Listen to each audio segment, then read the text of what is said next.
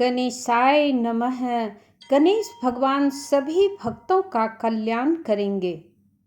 दोस्तों, कर्मा धर्मा का पर्व झारखंड और बिहार का दूसरा सबसे बड़ा प्राकृतिक पर्व है।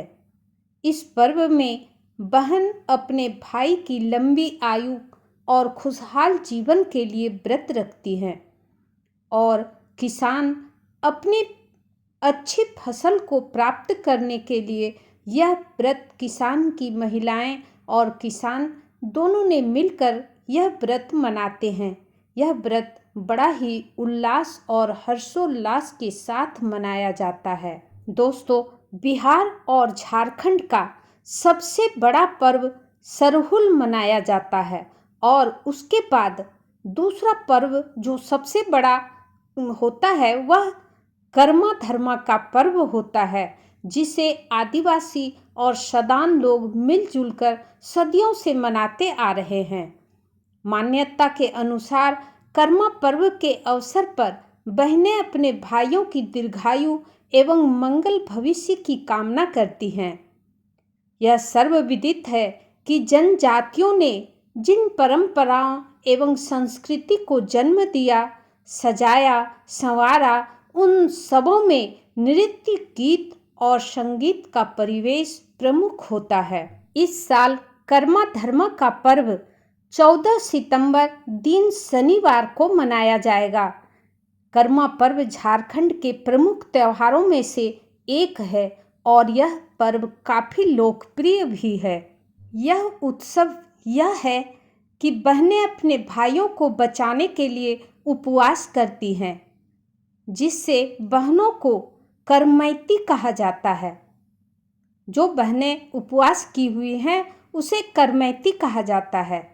इस उत्सव को मनाने के लिए करमैती 3, 5, 7 या 9 दिन के पहले से ही अनुष्ठान करती हैं।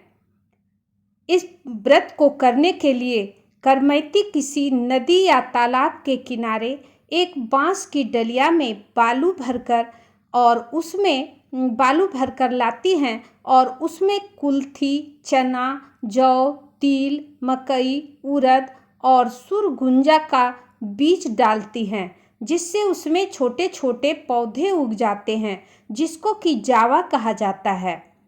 और उस दिन लड़कियां स्नान करती हैं और उस दिन से यह व्रत का अनुष्ठान करती हैं।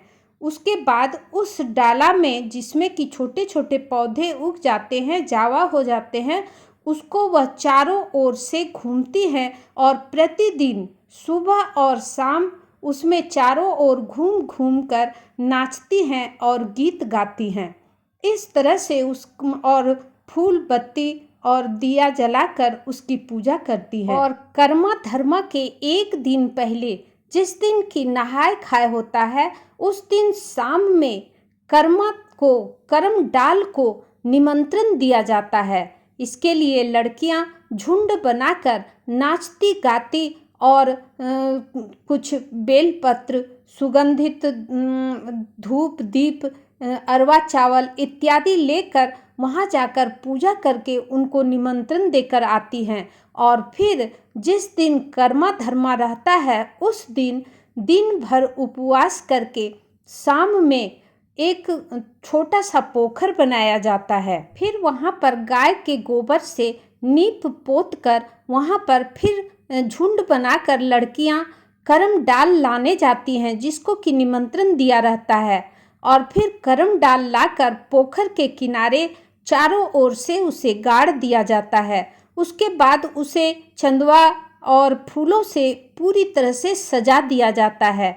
उसके बाद जो जावा बुना रहता है उसे भी वहाँ पर रखा जाता है। उसके बाद लड़कियाँ डलिया में या थाली में सभी सामग्री, पूजा का सामग्री लेती हैं, पकवान लेती हैं और मिठाई इत्यादि लेकर विधि विधान से वहाँ पर बैठकर पूजा करती हैं और कर्मा धर्मा व्रत की कथा सुनती हैं। उसके बाद अपने भाई से उस नदी को पार करने के लिए कहता है और उसे इस ओर से उस ओर उसका भाई 5 बार टपाते हैं, उस पोखर से उधर टपा देते हैं। इस प्रकार व्रत करती हैं और व्रत का समापन करती हैं। उसके बाद व्रत के प्रसाद को सभी में वितरण किया जाता है और स्वयं फिर उसके बाद कुछ खाया पिया जाता है।